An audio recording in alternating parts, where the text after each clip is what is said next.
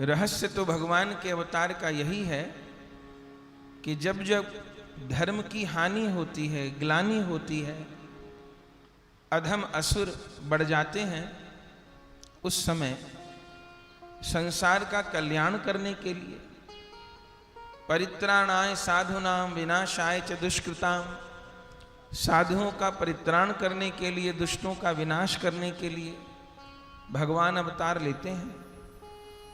पर ये बाह्य कारण है, ये मुख्य कारण नहीं है, ये आंतरिक कारण नहीं है। क्यों? अरे जिन प्रभु के संकल्प से अनंत ब्रह्मांड बनते हैं और बिगड़ते हैं, वे केवल किसी असुर को मारने के लिए आते हैं, ये बात तो समझ नहीं आती। श्री राम केवल रावण को मारने के लिए अवतार लिए, ये बात तो समझ नहीं आती। क्योंकि रामायण जी में लिखा है, ब्रह्मांड निकाया निर्मित माया रोम रोम प्रतिवेद कहे। भगवान के एक एक रोम में अनंत अनंत ब्रह्मांड है। तो रावण ब्रह्मांड से बाहर तो नहीं है। किसी एक ब्रह्मांड की, किसी एक पृथ्वी पर, किसी लंका का राजा ही तो रावण था।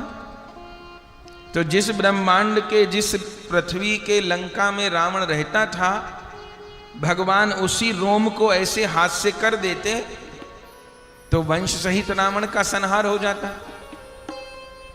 तो केवल रावण को मारने आए हों, ऐसी बात नहीं है। श्री कृष्ण केवल कंस को मारने के लिए अवतार लेते हैं, ऐसी बात नहीं है। तो क्यों लेते हैं अवतार? असुरों को मारते हैं, वह भी प्रयोजन है, पर मुख्य प्रयोजन नहीं है। मुख्य प्रयोजन क्या है? मुख्य प्रयोजन है अपने भक्तों को प्रेम देना, अपने भक्तों पर कृपा करना। एक उदाहरण से अच्छे से बात समझ में आएगी कि एक सेठ जी अपने पैतृक गांव से 1000 किलोमीटर दूर कहीं शहर में रहते थे। वहीं कारोबार किया और वहीं पर सेटल हो गए। 10-20 साल हो गए नगर में रहते हुए। 10 साल बाद सेठ जी का जब वो पैतृक गांव था, वहां से विवाह का निमंत्रण पत्र आया। देखा, पता चला गांव के मुखिया जी की बेटी का ब्याह है, बुलाया है। सेठ जी सोचने लगे, चलो चलते हैं। पैतृक गांव से आए हुए 10 वर्ष हो गए। अपने सब मिलने जुलने वाले सब रिश्तेदार तो गांव में ही रहते हैं। मुखिया जी की बेटी के ब्याह में भी हो आएंगे और अपने सब रिश्तेदारों से भी मिलाएंगे, सबसे मिलना हो जाएगा। तो 15 दिन का समय लेकर के सेठ जी अपने पैतृक गांव में गए, 1000 किलोमीटर दूर। ठीक, ब्याह अटेंड किया, सबसे मिले जुले, बहुत अच्छा लगा। 15 दिन का समय लेके गए थे। तभी ध्यान आया कि हमारी जो पैतृक हवेली है, हमारा जो पैतृक घर है, वो भी पिछले 10 साल से बंद पड़ा है। अब आए हैं तो क्यों ना घर भी साफ करते चले। इतने दिन से घर बंद पड़ा है, जाले लगे हैं, गंदा हो रहा है। तो उन सेठ जी ने 2-4 सफाई कर्मचारियों को लिया और घर की सफाई भी कराने लगे। अब किसी व्यक्ति ने उन सेठ जी को घर की सफाई कराते देखा तो क्या बोला, अरे राम, ये सेठ जी 1000 किलोमीटर दूर से घर की सफाई करवाने आए थे, यहां जाला साफ करवाने, झाड़ू पोछा लगवाने आए थे। क्योंकि उसने ये करते देखा। पर आप बताइए, सेठ जी 1000 किलोमीटर दूर क्या उस हवेली को साफ कराने गए थे? ना, वो तो मुखिया जी की बेटी के ब्याह में गए थे। अपने रिश्तेदारों से, अपने लोगों से, अपने मित्रों से, अपने प्रेमियों से मिलने गए थे। और फिर जब देखा कि घर भी गंदा पड़ा है चलो लगे हाथ सफाई भी कर देते हैं। ऐसे ही श्री राम रावण को मारने नहीं आते, तो क्यों आते हैं? बोले भय प्रगट कृपाला दीन दयाला कौशल्या हितकारी। रावण के हितकारी नहीं लिखा, इसका मतलब ये नहीं कि रावण का उद्धार नहीं करते, करते हैं, पर रावण को मारना मुख्य कारण नहीं है, कौशल्या जी की गोद में खेलना मुख्य कारण है। चूंकि दशरथ कौशल्या जी ने मनु शत्रुपा जी के रूप में नैमिषारण्य में 28,000 साल तप किया है कि भगवान लाला बन के आए और हमारी गोद में खेलें। इसलिए भय प्रगट कृपाला दीन दयाला कौशल्या हितकारी, अपनी मां का हित करने के लिए, कौशल्या जी से अर्थ माने भक्तों का हित करने के लिए। तो श्री राम केवल रावण को मारने नहीं आते, वो कौशल्या जी को सुख देने के लिए, वो विश्वामित्र जी का यज्ञ पूरा कराने के लिए, वो सीता जी के साथ विवाह करने के लिए। अरे श्री राम आते हैं केवट की नौका में बैठने के लिए, श्री राम आते हैं शरभंग जी को दर्शन देने के लिए, सुतीक्ष्ण जी को दर्शन देने के लिए। श्री राम आते हैं शबरी के बेर खाने के लिए, क्योंकि वो साकेत में बैठे बैठे शबरी मां को सुख नहीं दे सकते। शबरी मां के गुरुदेव ने कहा है तू राम राम करना, तेरी कुटिया पे राम आएंगे। तो वो इच्छा कैसे पूर्ति करेंगे भगवान? वो तो अवतार लेके करना पड़ेगा। तो श्री राम केवल रावण को मारने नहीं आते, भक्तों को सुख देने आते हैं। फिर जब आते हैं, सेठ जी आए गांव में तो चोले कि गंदगी हो रही है, चलो सफाई भी करते चलें। तो भगवान विचार करते हैं, आए हैं भक्तों से मिलने, अब यहां रावण कुंभकर्ण कंस शिशुपाल वाली गंदगी भी बहुत हो रही है, चलो झाड़ू लगाते चलते हैं। तो श्री कृष्ण केवल कंस को मारने नहीं आते, वो तो यशोदा जी की गोद में खेलने के लिए आते हैं, वो तो ब्रज भक्तों को सुख देने के लिए आते हैं, वे तो रास विहार को प्रकट करने के लिए आते हैं। ये असुर संहार लीला आनुषंगिक है, केवल असुर संहार प्रभु और माध्यम से भी कर सकते हैं। तो समझ में आने वाली बात यही है कि भगवान भक्तों को सुख देने आते हैं, भक्तों से मिलने आते हैं। और केवल त्रेता युग में और द्वापर युग में आते हो ऐसी बात नहीं, प्रभु का अवतार सब समय होता है। हमारे आपके घरों में जो ठाकुर जी विराजमान है ना, लड्डू गोपाल के रूप में, राधा कृष्ण के विग्रह के रूप में, शालिग्राम जी के रूप में, आदि आदि, अथवा चित्रपट रूप में, ये भी भगवान का अवतार है। ये कौन सा अवतार है? ये भगवान का अर्चा अवतार है। अर्चा अवतार माने जिस अवतार में भगवान भक्त की अर्चना को ग्रहण करने के लिए, भक्त की पूजा को ग्रहण करने के लिए प्रकट होते हैं। भगवान भागवत जी में भी और गीता जी में भी, दोनों में कहते हैं अहम भक्त पराधीन, मैं भक्त के अधीन हूं। पर किस रूप में वो भक्त के अधीन होते हैं? अर्चा अवतार के रूप में प्रभु भक्त के अधीन हो जाते हैं। तो प्रभु का अवतार क्यों होता है? संत जन ने बताया, किसी प्रेमी का जब प्रभु से अनोखा प्यार होता है, किसी प्रेमी का जब प्रभु से अनोखा प्यार होता है, किसी प्रेमी का जब प्रभु से अनोखा प्यार होता है। किसी प्रेमी का जब प्रभु से अनोखा प्यार होता है, तभी अवतार लेने को प्रभु लाचार होता है।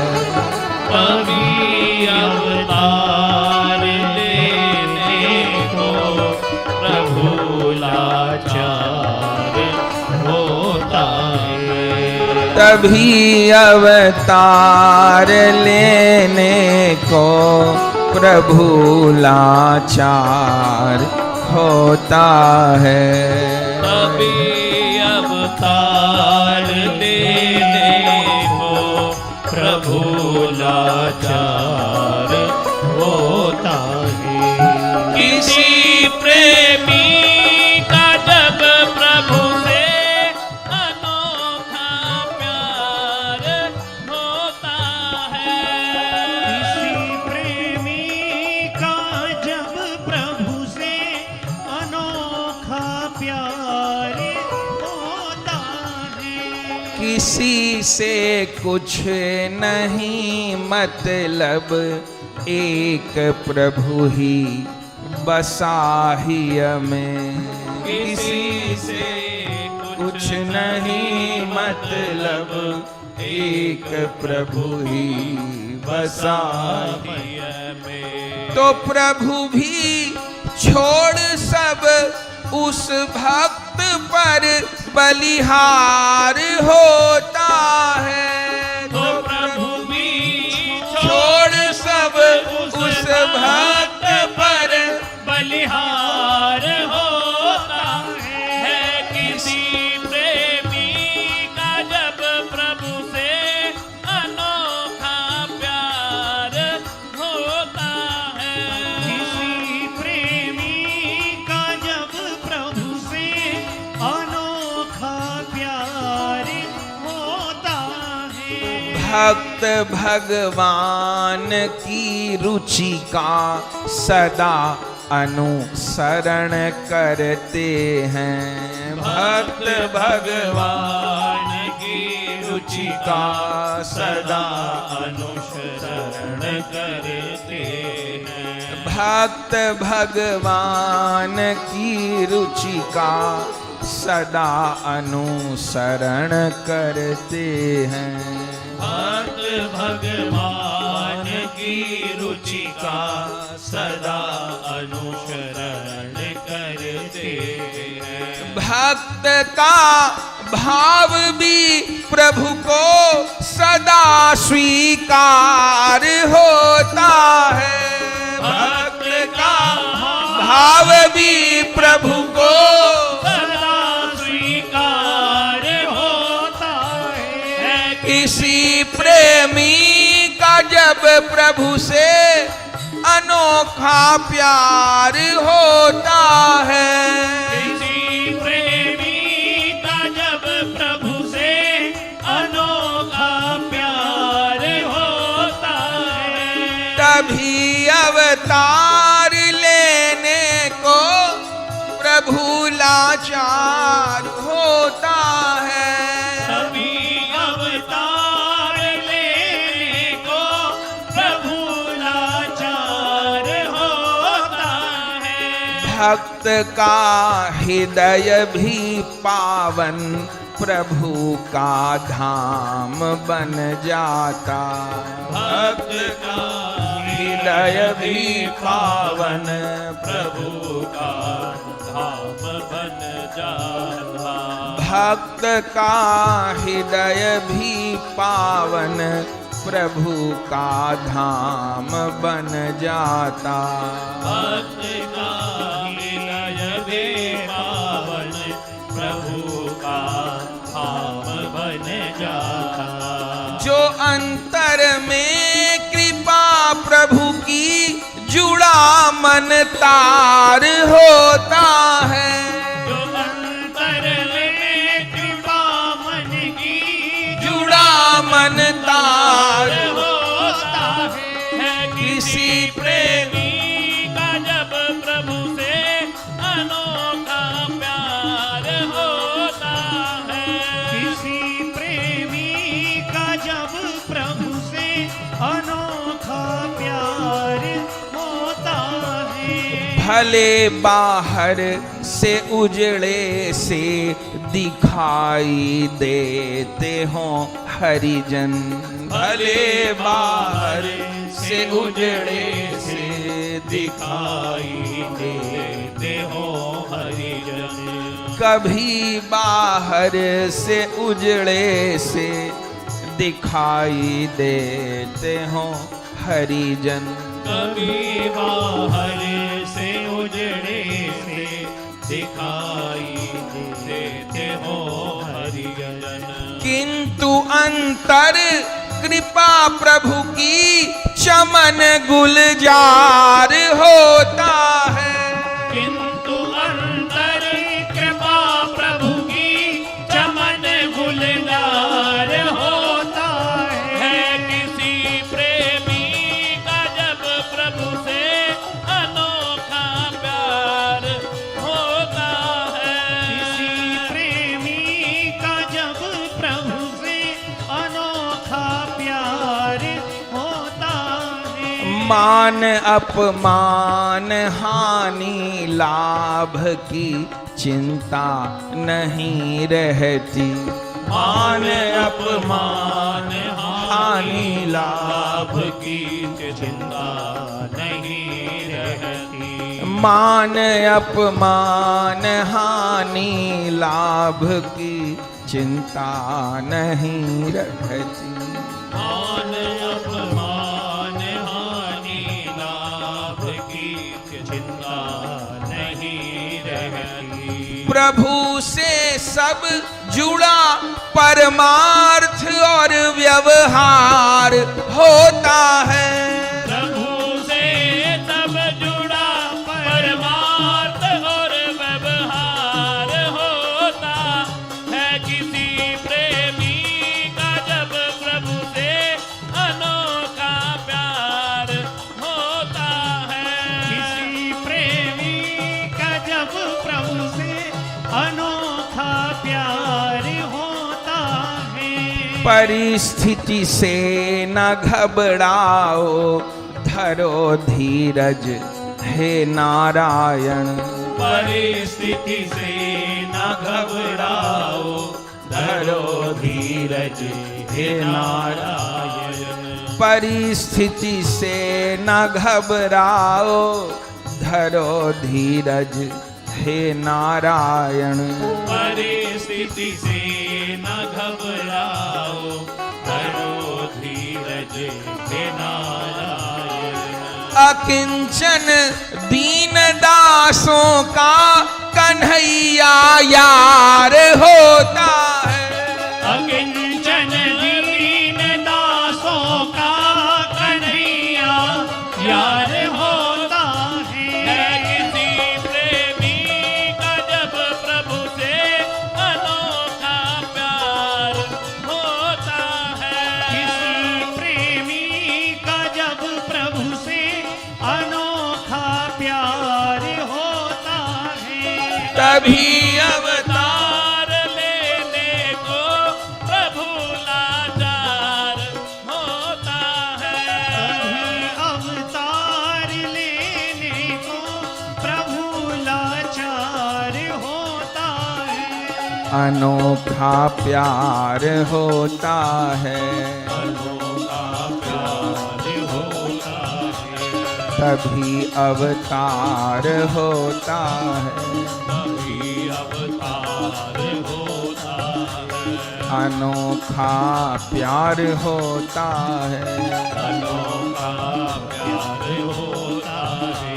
तभी अवतार होता है। तभी अवतार होता है। क्या कहना। तो भगवान भक्त के प्रेम के वशीभूत होके ही अवतार धारण करते हैं। और भगवान की एक प्रतिज्ञा है कि नाहम वसामि वैकुंठे योगी नाम हृदय न च मद्भक्ता यत्र गायन्ति तत्र तिष्ठामि नारद। हे नारद जी, मैं कभी कभी वैकुंठ में भी नहीं रहता, मैं कभी कभी योगियों के हृदय को भी छोड़ देता हूं, मैं कभी कभी ज्ञानियों की समाधि में भी नहीं आता, लेकिन जहां मेरे भक्त प्रेम से मुझे पुकारते हैं वहां तो तत्र तिष्ठामि नारद, वहां तो मैं विराजमान रहता हूं। तो प्रश्न होता है कि प्रभु को हम लोग भी कभी कभी भले झूठे सही प्रेम से पुकारते हैं, थोड़ा रोके पुकारते हैं, भले नाटक सही, तो प्रभु आते हैं, दिखाई तो देते नहीं। तो इसका क्या उत्तर है? देखो मेरे भाई, ये कीर्तन करते हुए, ये कथा कहते हुए अथवा कथा सुनते हुए जो आपको हमको आनंद आता है ना, इस आनंद के रूप में वो आनंद कंद ही आता है। ये जो कथा कहते हुए, सुनते हुए, कीर्तन गाते हुए, कीर्तन सुनते हुए ये जो आनंद आता है, इस आनंद के रूप में वो कन्हैया ही आता है। कथा में 3-3, 4-4 घंटा बीत जाते हैं। कोई अपने घर पे ऐसे बैठ सकता है क्या? इतनी देर कोई घर पर ऐसे एक स्थिति में बैठ जाएगा? जाने कितनी बार क्या क्या कर लेगा, घंटा भर बैठना बारी है। और यहां इतना समय पता नहीं पड़ता। कल भैया विजेंद्र जी हमको कह रहे थे, महाराज जी कथा का समय हमें बहुत थोड़ा लगता है कि कैसे बीत गया। आप कहते हैं कि विश्राम हो रहा, हमको लगता है इतनी जल्दी समय कैसे बीत गया, लगता आधा घंटे में समय बीत गया। तो ये किसकी बड़ाई है? ये उसी आनंद कंद की बड़ाई है। उसकी चर्चा में इतना आनंद है। जैसे समय नहीं बीतता, ऐसे उसके प्रेम में पढ़कर के जीवन भी कम में को बीत गया, पता नहीं पड़ता। ये मानव जीवन तो उस प्रभु का सबसे अमूल्य उपहार है। इसलिए कोई पूछे क्या चल रहा है तो ये मत कहिएगा कट रही है। भक्त लोग ऐसा कभी नहीं बोलते। हम लोग जेल खाने में नहीं आए हैं जो कट रही है। ये जीवन तो उत्सव है। हम तो उत्सव मनाने आए हैं, प्रति क्षण उत्सव है। जो प्रभु से जुड़ा है उसको हर क्षण आनंद है, हर क्षण सुख है। और कभी ये भी ना कहिए कि मैं दुखी हूं। तो क्या कहिए? अब कोई परेशानी है तो ये कहिए ये दुख है, मैं दुखी हूं ये नहीं। इदम दुखम, अहम दुखी नहीं। बोले अंतर क्या हुआ महाराज? आपने कहा मैं दुखी हूं तो आपने अपने को और दुख को एक कर दिया, और आपने कहा ये दुख है तो आपने दुख को और अपने को अलग कर दिया। मैं दुखी नहीं हूं, मैं तो सुखी हूं, ये दुख है। अब दुख है तो दुख हरता दूर भी कर देगा जब उसको करना होगा। तो जीवन तो उत्सव है। तो हम आप जो कथा श्रवण करते हैं, कहते हैं, सुनते हैं, उसमें जो आनंद आता है, जो कथा कहते सुनते आंख से आंसू गिरते हैं, इन आंसुओं के रूप में, इस आनंद के रूप में, इस प्रसन्नता के रूप में भगवान ही आते हैं। हाँ, पहले तो इसी रूप में आते हैं, फिर जैसे ये आनंद गहरा होता चला जाता है तो फिर किसी किसी भाग्यवान के सामने वो मुरली बजाते हुए भी प्रकट हो जाते हैं, वो श्री जी के साथ भी प्रकट हो जाते हैं। पर प्रारंभ भूमिका यही है, कथा में आनंद आए, कीर्तन में आनंद आए, भगवान के स्मरण में आनंद आए,